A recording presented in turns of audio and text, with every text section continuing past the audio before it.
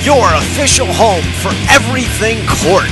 You're tuned in to the fastest show in sim racing, the CORT Report, your one-stop shop for news pertaining to the CORT Train Pace Championship Series, the CORT National Series, and anything else happening in the world of CORT. And now, the guys who will bring it all to you, David Amboys, Chris Sweat, and John Dragonetti.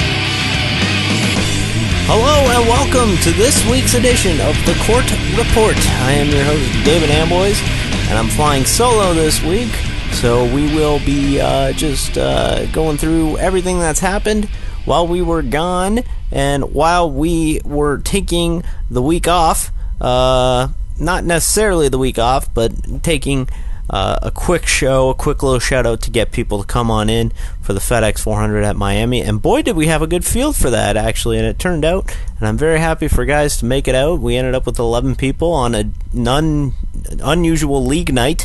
It wasn't a normal league night, and Pete Ingamanis took home that Homestead Miami race, led 89 laps, and it was a clean race. I believe we only had 2 cautions during that event. I finished second. John Dragonetti, who was battling with Pete for most of the race, at least the early part of the race, finished third. And then Christian Kendall finished fourth.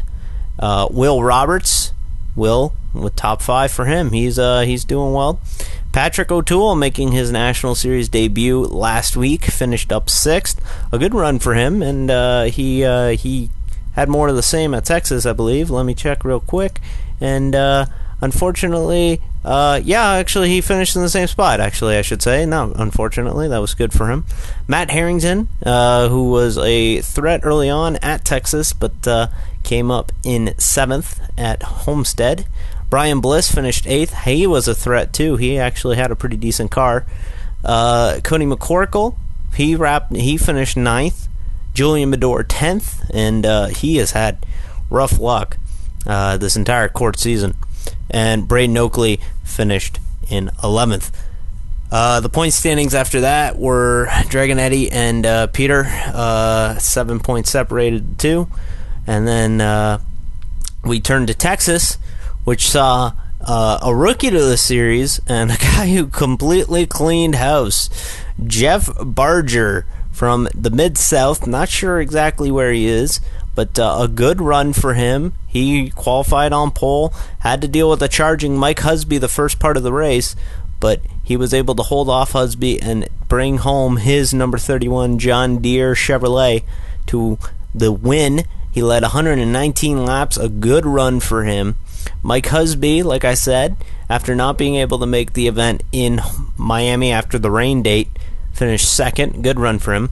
Points leader John Dragonetti, he wrapped up. He finished 3rd. Ryan Heater finished 4th. A good run for that group there, and glad to see Ryan come on out. Listener to the podcast, and we appreciate it. I finished 5th. Joseph Cervone finishes with the top 6. He had a good run going most of the night. In fact, led a couple laps and was contending well. Will Roberts, his teammate at 703 Racing. Actually, 703 was... oh, no, wait. Heater doesn't drive for them in the National Series. My apologies. Will finishes 7th. Patrick O'Toole, 8th. He had a good run going. Finished, ran till the end. Cody McCorkle, 9th. He struggled most of the night, unfortunately, but I'm sure he'll be right back on it at Iowa next week for the Windstream 250.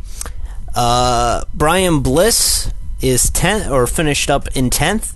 Pete Ingamanis was involved in the only caution of the race with Ryan Heater. Heater was able to continue, but Pete Ingamanis, just not a good night for him in that Bass Pro Shops Tracker Boats Mobile 1 team. You know they will be coming back to challenge for it next week at Iowa. Kyle Young, he finished 12th. He had a little bit of an excursion on the iRacing forums earlier this week. More on that later in our team news thread. Matt Harrington, he was, like I said, he was fast. He started second, and a lot of people picked him to win this event before Jeff Barger barged in and took the win. But he still had a really, really good car, but some electrical issues happened, and he unfortunately finished 13th. And Braden Oakley coming up behind the rear, but that was by design. Braden was not feeling well and took the night off, just started to get the points. Speaking of points, we have a new service here at CORTRacing.com. By the way, I hope you guys enjoyed the new CORTRacing.com, a really great job by Wes Hicks. You can find him at weshicks.net. He designed the website and helped us out with it, and you know what? Wes did a fantastic job, and he absolutely deserves to be commended for this great website that we have here. And he helped me, showed me how to get everything up and running, and like everything at Court, everything is a work in progress. So it looks fantastic, and it's a really, really well designed website. We've got the training paints there, and it still shares some things from the old Blogspot site. We got the Court Report right there on the left, both Twitters, and we got some big things planned for coming up, because if you couldn't tell, we have the standings. We have point standings now for the both series, and they are updated and they are good to go. So if your friends are ever wondering, well, you say you're pretty good, but you're not actually really good, how do I know you're actually good? You can find them right there on CORTRacing.com, and you can find them on the standings page, and they look really good, and everything's good to go there. And speaking of the standings, John Dragonetti leads the points, and with Pete's bad night, he drops to third, and Will Roberts, and a good run for him, and a good start to the season for him there, is second. Pete is third. Cody McCorkle was here for all three races, so he's fourth. I'm fifth. Matt Harrington sixth. Mike Husby seventh. Brian Bliss eighth. Joseph Cervone ninth, and Braden Oakley 10th. And as I said, the CORT National Series heads to the Iowa Speedway for the Windstream 250. That will be taking place next Wednesday night. Entries are still open. You can find that at CORTRacing.com. Okay, so since I'm solo this week, we have a little bit of a change in the format. We're actually going to take a break here, so I can catch my breath. It's been a while since I've done this by myself. And we will take a break real quick. I will come back, and we will have the latest from the Trading Paints paddock as they get ready to go for the New Hampshire 125 on Monday. So you are listening to the Court Report, CORTRacing.com. For, as always, we'll be right back. It's time to switch from cable and fill your pockets. Switch now and Windstream will give you $300. You get Windstream streaming fast high-speed internet. Add an amazing Dish Network digital TV package plus unlimited nationwide calling. All at an incredibly low Windstream rate. And you get $300. This $300 offer ends soon, so make the switch. Call today or visit windstream.com/300. Hi, I'm David Amboys. This is the longest race on our schedule, and I'm dreading it. It's going to be a long one, but it means that you fans get to watch a good race, and it's the Coke 0300 at Charlotte. The stars and cars of CORT come to the Charlotte Motor Speedway for the Coke 0300. 200 laps, 300 miles. Be there. January 16th. Be there. Call 1-800-455-FANS for tickets. Charlotte Motor Speedway. Let freedom race. Freedom race.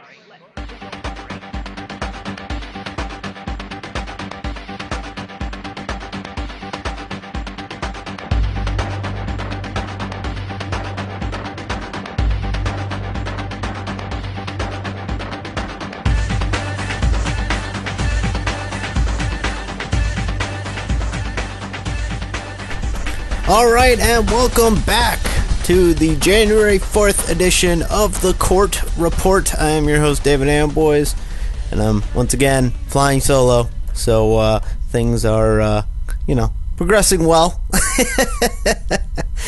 Nah, it's all right. It's all right. CORTRacing.com, as always, for all your court information. Check it out. Brand new website. It looks fantastic. Great looking website. And I got to thank Wes Hicks again for the help for the website. Quickly, just going to touch up on a couple things. The CORT Trading Paint Series, the premier series of CORT, returns once again as they have taken their 2-week break. They are back this upcoming Monday. They will be running at the New Hampshire Motor Speedway for the New Hampshire 125, and it is a big points lead for Eric Mickey, but mathematically he has still not clinched it. Thomas Morris is 41 points back. Alex Boffoli is third with 50. Morris will practically pretty much need to attend the next 4 races, which I believe he has all intentions of doing. But Morris and Boffoli really need podium finishes to contend for that, and poles to try and get that extra bonus point for those bonus points. But it is a 3-dog fight for the championship right now. If Mickey can just hang on to it, keep running the way that he has run all season, it looks like it's going to go his way.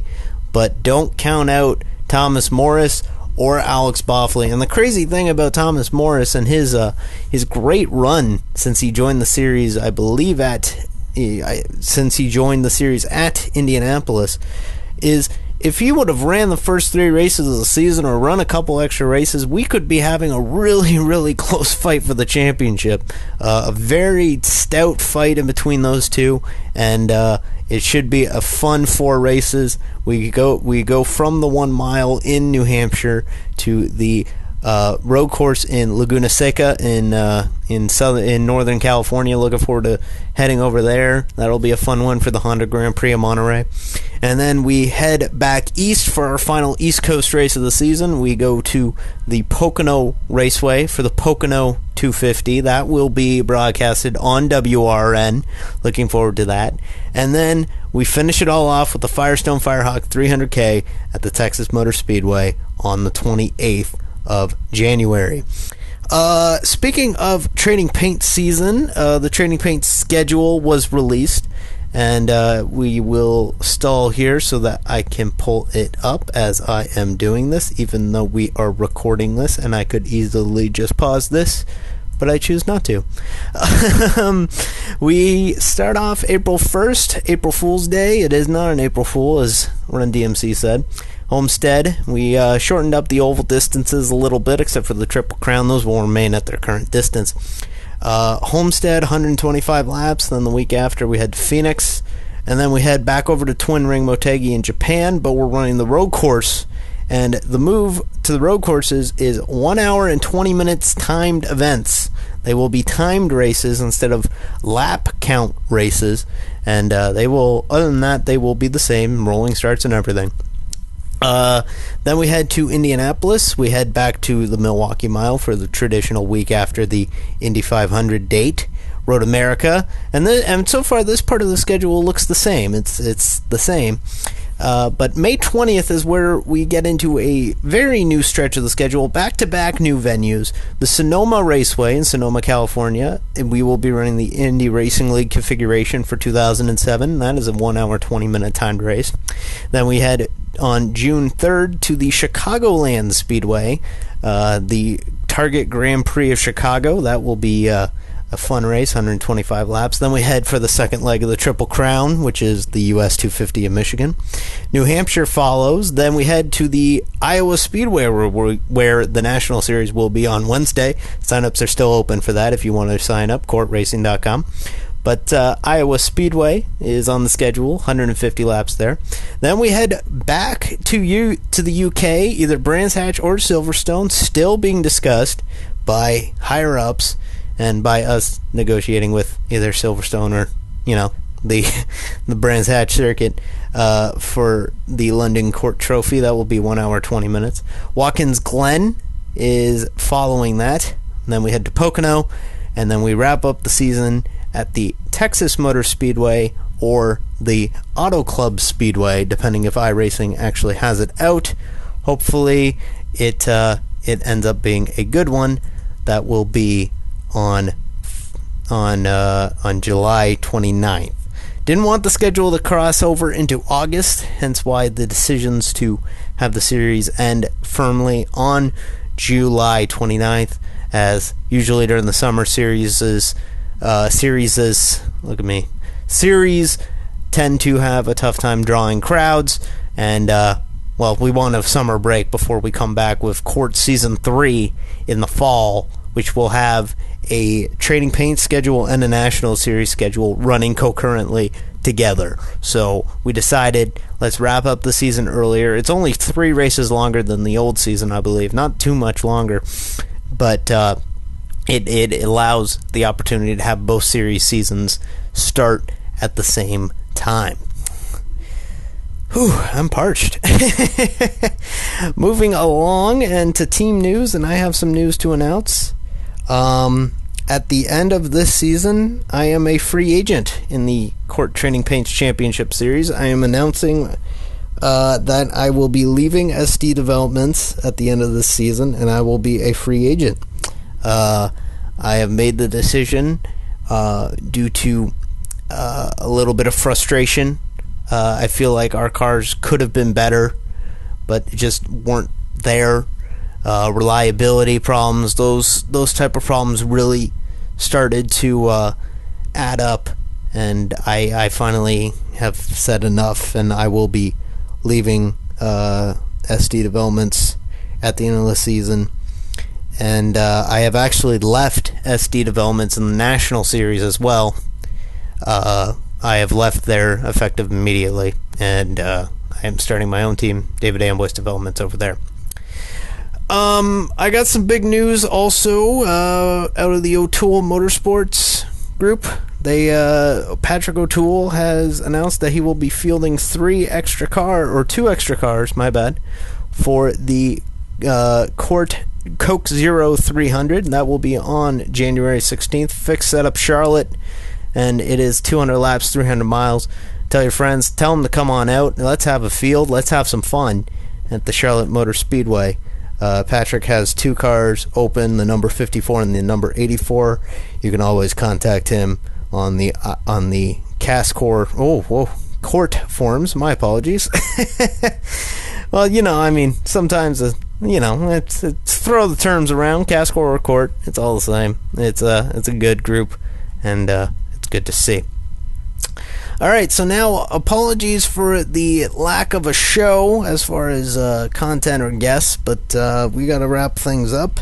I want to thank you guys for listening to me babble along for 20 straight minutes, but we appreciate it here at the CORT Report. And next week, hopefully, we get the guys back and we get everything back up and running. So for David Amboys, this has been your CORT Report for January 4th, 2012.